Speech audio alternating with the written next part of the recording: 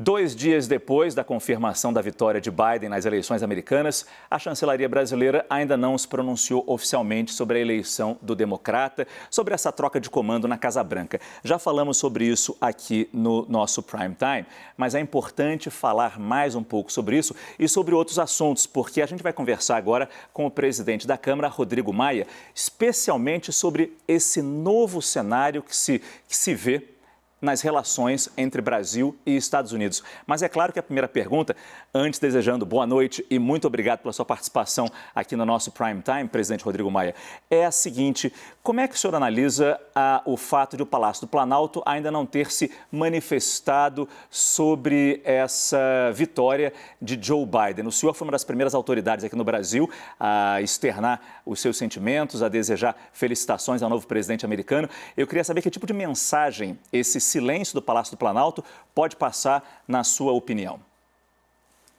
Olha, Márcio, primeiro, boa sorte na CNN, esse seu novo desafio. Olha, eu acho que o governo brasileiro, eu acho que num segundo momento, claro, vai reorganizar sua relação, né, com o presidente eleito. Isso é muito importante, né? O que a gente está acompanhando, do meu ponto de vista, é muito ruim. Quer dizer, a democracia mais importante do mundo ocidental, né, passando por esses momentos de questionamento. É interessante porque o modelo eleitoral, claro, respeitando as diferenças da pandemia, mas basicamente o mesmo modelo foi o modelo que deu a vitória ao Trump há 4 anos atrás. Da mesma forma como, alguns anos atrás, né, o vice-presidente Al Gore aceitou rapidamente o resultado e estabeleceu, né, uma normalidade no processo democrático americano, fazendo um gesto naquela época bastante importante. Então, esse movimento dos republicanos é um movimento que, para mim, como os americanos, a economia, a democracia americana sendo a democracia mais importante do Ocidente, a gente fica acompanhando, fica preocupado, mas eu espero que o governo brasileiro possa, o mais rápido possível, parabenizar o presidente eleito, respeitando o resultado das urnas, e que o Brasil possa estabelecer com o novo presidente americano, uma relação pragmática, uma relação que interesse aos dois países, onde as trocas, né, principalmente as trocas comerciais, possam ser priorizadas, e o interesse dos brasileiros também. O que foi que nós não vimos com o presidente Trump. Infelizmente, pela primeira vez eu vi um país mais pobre, de alguma forma, beneficiar até o processo eleitoral de um país mais rico. A vinda do secretário de Estado a Roraima, faltando poucas semanas para a eleição, eu acho que foi um momento ruim da diplomacia brasileira. Eu espero que a diplomacia brasileira restabeleça as suas relações e o presidente possa, respeitando a posição dele, que ele possa, o mais rápido possível, parabenizar o presidente eleito e rapidamente construir a nossa relação, reconstruir as nossas relações com o vitorioso nas eleições americanas. Presidente Rodrigo Maia, vamos falar um pouco dos nossos problemas agora. Deixa os americanos lá com a recontagem deles, se for o caso, se isso vier a acontecer, se Trump realmente conseguir alguma coisa nesse processo de judicialização na apuração das eleições americanas. Mas falar aqui na nossa pauta do Congresso, que está parada com o impasse de quem vai assumir a Comissão Mista de Orçamento. Alguma previsão para isso acabar, para que o Congresso possa voltar a andar e acabar com o represamento de tantos projetos e projetos importantes que estão parados por causa disso? Não estão parados por causa disso, Márcio. Acho que há um equívoco da sua parte. A plenário da Câmara está sendo convocado toda semana. Há uma obstrução da oposição pela medida provisória 1000 e há uma obstrução da base do governo por um não cumprimento de acordo na comissão mista, que não atrapalha a pauta da Câmara. Mas projetos não estão sendo votados? Porque a esquerda está obstruindo por um motivo e a base por outro. Mas quem tem interesse na pauta é o governo. Márcio, o Brasil vai explodir em janeiro se as matérias não forem votadas. O dólar vai a R$7. A taxa de juros de longo prazo vai subir para um país que hoje, no final do ano, vai ter 100% da sua riqueza em dívida. Imagina, em vez de estar pagando 4%, 5% que nós estamos pagando nas dívidas de curto prazo, a gente tem que começar a pagar numa dívida toda a nossa riqueza de 15%, 20% ao ano. A nossa taxa de juros no governo Dilma chegou no patamar alto. Então, quem precisa que a pauta caminhe, claro que primeiro é o Brasil, óbvio, Segundo, por óbvio, é o governo que precisa tomar uma decisão urgente. O governo será um governo popular ou um governo populista. Se o governo quiser construir soluções fora do teto de gastos, fora do limite de gasto público, o governo estará sendo populista, como foi o governo anterior, e deu em 2 anos de recessão. 2 anos de recessão. A inflação agora já está fora de controle. Pergunta a um brasileiro simples como é que ele está conseguindo comprar arroz e feijão no supermercado com o aumento do preço desses e outros alimentos no Brasil. Esse é um bom exemplo, porque quando a gente tenta ser populista com algumas coisas, quem paga a conta no final é o próprio povo brasileiro. Então, o governo precisa rapidamente entender que tem que organizar o orçamento primário. É muito grave, nós temos um orçamento de 1,485 trilhão para o próximo ano, para quem tem menos informação sobre esse assunto. 1,410 são as despesas correntes do governo, essa ninguém vai mexer. E tem as discricionárias. Das discricionárias, 85 bi é para a manutenção da máquina. 1,410 mais 1,485 já passou o teto de gastos.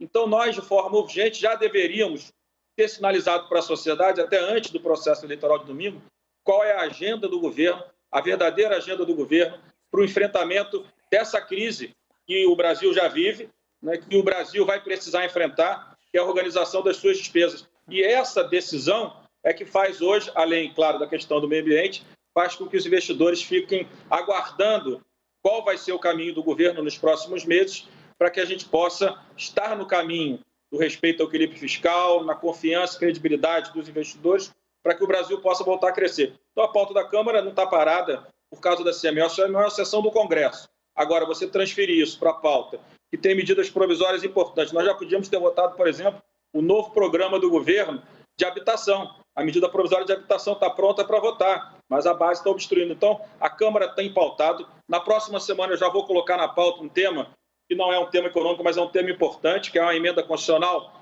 para a gente, já olhando o que representou essa eleição nas câmaras de vereadores e as anteriores nas assembleias e nas próprias câmaras, uma representação muito pequena das mulheres, a PEC que garante vagas, né, cotas de vagas para as mulheres nas câmaras de vereadores, nas assembleias, na Câmara dos Deputados. Hoje nós temos quase 2.000 municípios que não tem uma mulher representando a sociedade nas câmaras municipais. Então, nós vamos pautar as matérias. Agora, presidente, se o governo, a base do governo, obstruir a pauta, é o Brasil que vai pagar a conta. Nós temos a nossa responsabilidade, estamos chamando sessão, na próxima terça vai ter sessão com as medidas provisórias, tem o projeto da cabotagem do governo, que eu espero que o governo consiga construir o acordo, porque está com urgência constitucional trancando a pauta, e vamos ter que avançar nessa agenda que todos nós sabemos que é amarga, das medidas de equilíbrio fiscal, mas elas precisam ser enfrentadas. Eu preciso interromper o senhor, porque a Thaís Herédia, nossa analista política de Brasília, tem uma pergunta.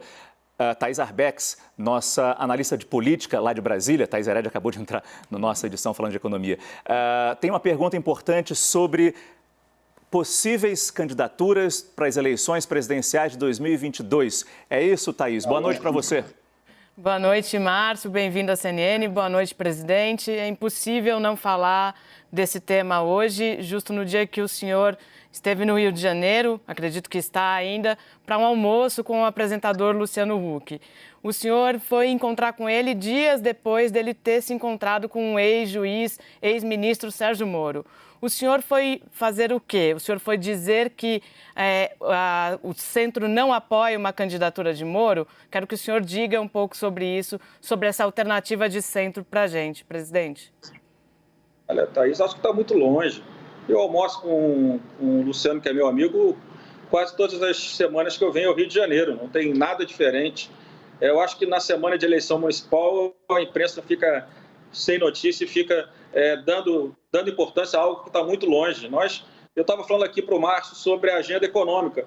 O resultado da agenda do governo nos próximos 6 meses é que vai ditar a regra das eleições de 2022.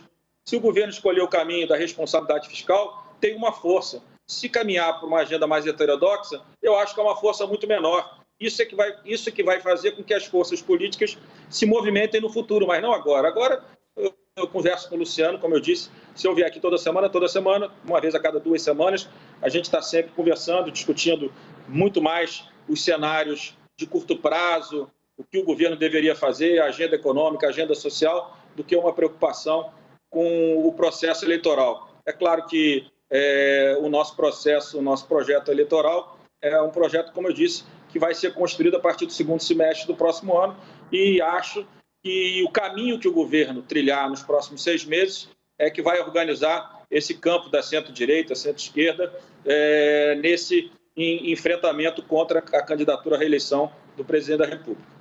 Rodrigo Maia, presidente da Câmara, Thais Arbex, nossa analista política direto de Brasília, muito obrigado pela participação de vocês dois na estreia do nosso Prime Time e até uma próxima oportunidade. Obrigado.